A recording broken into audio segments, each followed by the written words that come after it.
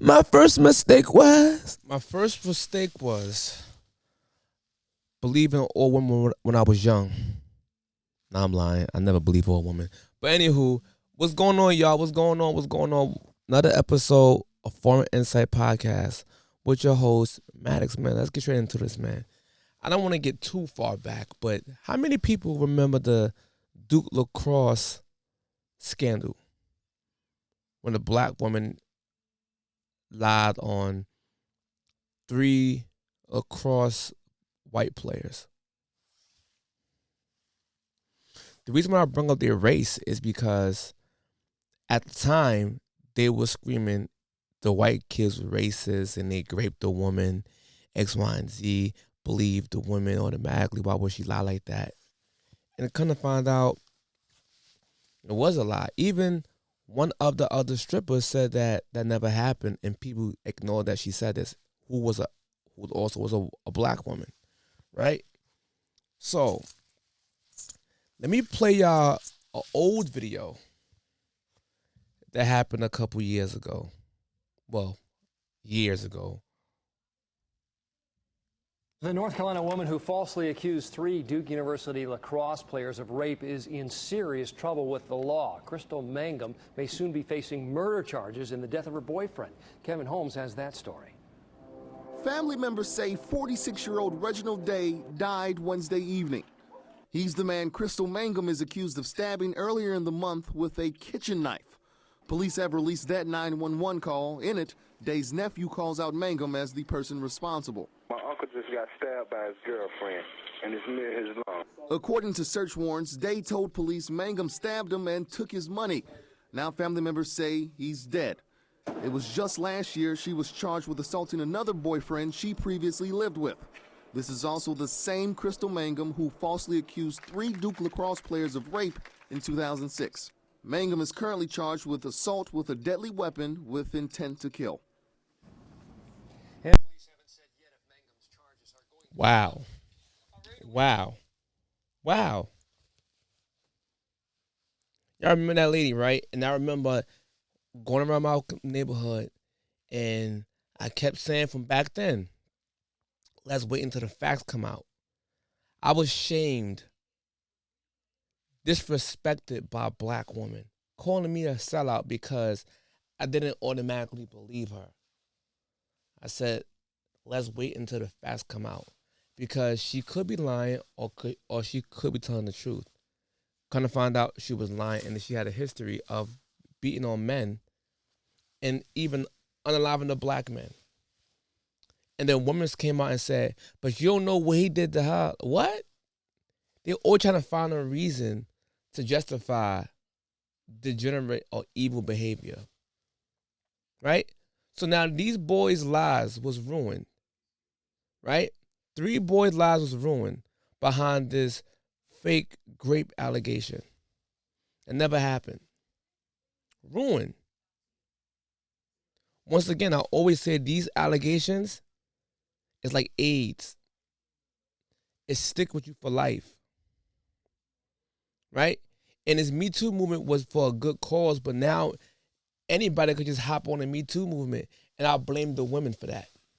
Because y'all should not allow any woman to claim this without their facts, because it's going to ruin the credibility of women who actually need the protection and need the strength and the support to go forward. Because women out there, they do get essayed, they do get raped. And the Me Too movement should solely focus on those people, right?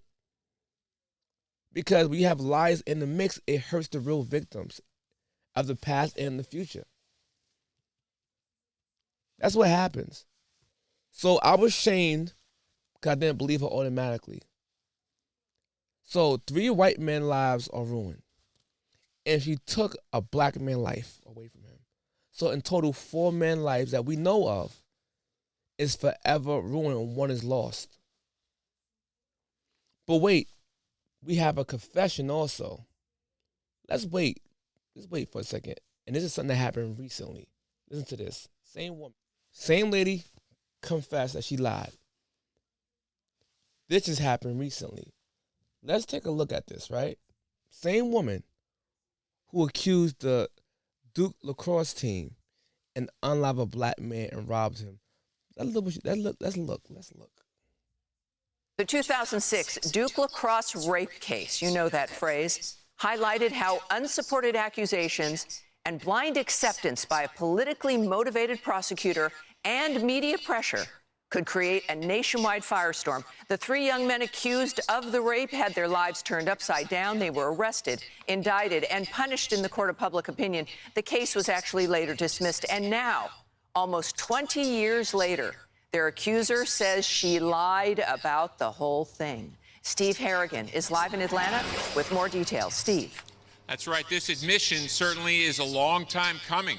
It goes all the way back to 2006, 18 years ago, at a house in Durham, North Carolina, a party by the Duke lacrosse team, and a stripper, Crystal Mangum, said she was raped by 3 Duke lacrosse players. Now, yesterday, for the first time ever, she says that never happened. She made up the story. I testified falsely against them by saying that they raped me when they didn't, and that was wrong. And I betrayed the trust of a lot of other people who believed in me. Mangum was Wow. speaking from prison where she's serving a 14-year sentence for murder. The case itself, 18 years ago, got national attention. The 3 white students from an elite university were prejudged as guilty by the national media, by their own university, and by the prosecution. The DA involved eventually got disbarred for withholding crucial DNA evidence. And the president of Duke, Richard Broadhead, suspended the 3 students and ended the lacrosse season. Eventually, after the dismissal, the 3 students settled a lawsuit with Duke and the president for an undisclosed amount. Back to you. Wow. From the fact that you got to say believe all women shows that women can lie by itself, because literally that mantra itself is kind of self-explanatory.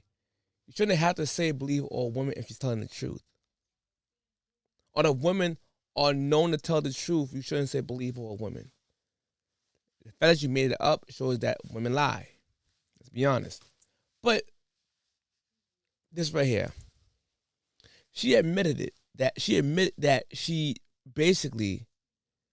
lied flat out. She admitted.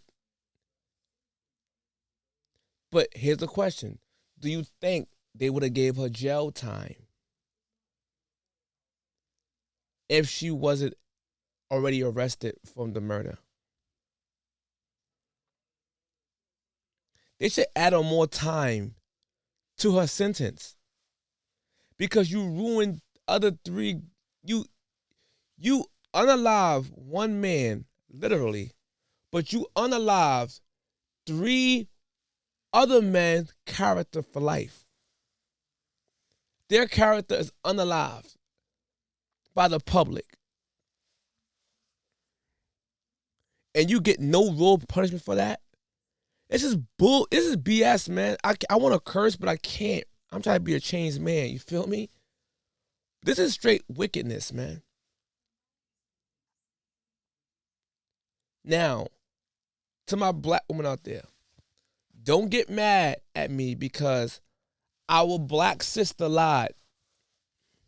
Get mad at her. Don't get mad at me for reviewing it. Get mad at her for lying.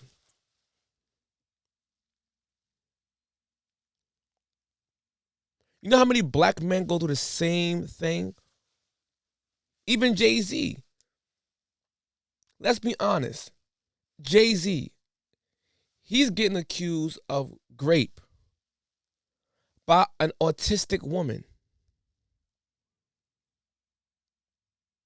saying she was 13 when she got raped, and her father said he never remember that at all.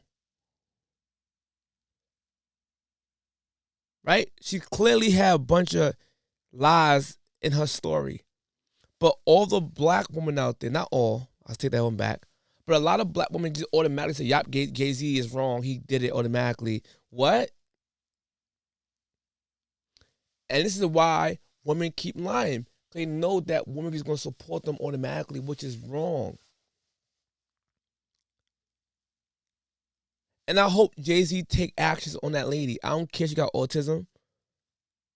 And you can kind of tell she was messed up.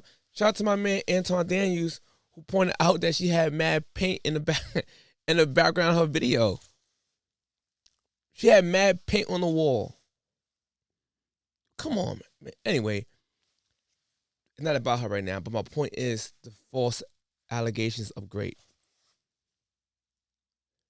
I'm telling you, man, this something gotta happen. This is wrong. Ruin these guys' lives, man. With that being said, man, I take grape very serious.